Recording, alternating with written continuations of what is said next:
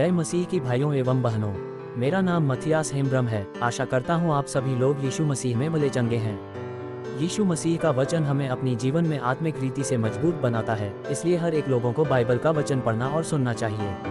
आज हम सुनेंगे मरकुस रचित सुसमाचार अध्याय 6 वचन 21 से 56 तक। और ठीक अवसर पर जब हेरोदेस ने अपने जन्मदिन में अपने प्रधानों और सेनापतियों और गलील के बड़े लोगों के लिए जेवनार की, और उसी हेरोदियास की बेटी भीतर आई और नाचकर हेरोदेस को और उसके साथ बैठने वालों को प्रसन्न किया। तब राजा ने लड़की से कहा, तू जो चाहे मुझसे मांग, मैं तुझे दूंगा।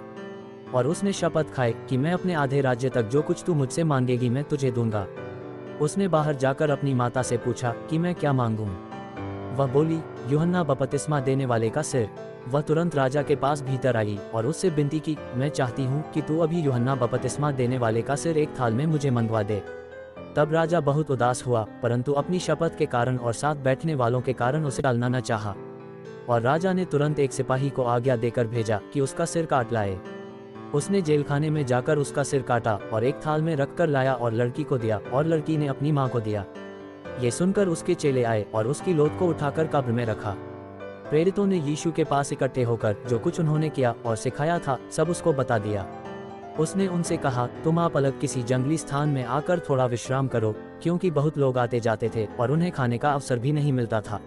इसलिए वे नाव पर चढ़कर सुनसान जगह में अलग चले गए। और बहुतों ने उन्हें जाते देखकर पहचान लिया और सब नगरों से इकट्ठे होकर वहां पैदल दौड़े और उनसे पहले जा पहुंचे। उसने निकलकर बड़ी भीड़ देखी और उन पर तरस खाया, क्योंकि वे उन भीड़ों के समान थे जिनका कोई रखवाला न हो, और वह उन्हें बहुत सी बातें सिखाने लगा। जब दिन बहुत ढल गया तो उसके चेले उसके पास आकर कहने लगे, ये सुनसान जगह है और दिन बहुत ढल गया है। उन्हें विदा कर कि चारों ओर के गांवों और बस्तियों में जाकर अपने लिए कुछ खाने को मोलें। उसने उन्हें उत्तर दिया कि तुम ही उन्हें खाने को दो। उन्होंने उससे कहा, क्या हम 100 दीनार की रोटियां मोल लें और उन्हें खिलाएं? उसने उनसे कहा, जाकर देखो तुम्हारे पास कितनी रोटियां हैं। उन्होंने मालूम करके कहा, 5 और 2 मछली भी। तब उसने उन्हें आज्ञा दी कि सबको हरी घास पर पांति पांति से बैठा दो। वे 100 और 50 करके पांति पांति बैठ गए। और उसने उन 5 रोटियों को और 2 मछलियों को लिया और स्वर्ग की ओर देखकर धन्यवाद किया और रोटियां तोड़ तोड़ कर चेलों को देता गया कि वे लोगों को परोसें, और वे 2 मछलियां भी उन सब में बांट दी। और सब खाकर तृप्त हो गए। और उन्होंने टुकड़ों से 12 टोकरियां भरकर उठाई और कुछ मछलियों से भी। जिन्होंने रोटियां खाईं वे 5000 पुरुष थे। तब उसने तुरंत अपने चेलों को बरबस नाव पर चाया कि वे उससे पहले उस पार बैतसैदा को चले जाएं, जब तक कि वह लोगों को विदा करे। और उन्हें विदा करके पहाड़ पर प्रार्थना करने को गया। और जब सांझ हुई तो नाव झील के बीच में थी और वह अकेला भूमि पर था। और जब उसने देखा कि वे खेते खेते घबरा गए हैं, क्योंकि हवा उनके विरुद्ध थी, तो रात के चौथे पहर के निकट वह झील पर चलते हुए उनके पास आया और उनसे आगे निकल जाना चाहता था। परंतु उन्होंने उसे झील पर चलते देखकर समझा कि भूत है और चिल्ला उठे, क्योंकि सब उसे देखकर घबरा गए थे। पर उसने तुरंत उनसे बातें की और कहा, ढाढ़स बांधो, मैं हूँ, डरो मत।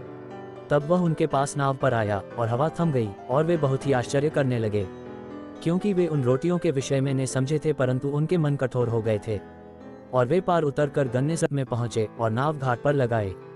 और जब वे नाव पर से उतरे तो लोग तुरंत उसको पहचान कर आसपास के सारे देश में दौड़े और बीमारों को खाटों पर डालकर जहां जहां समाचार पाया कि वह है, वहां वहां लिए फिरे।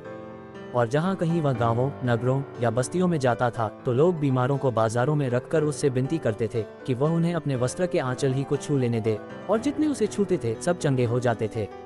इस वचन द्वारा प्रभु आप सभी को आशीष दें। आमीन।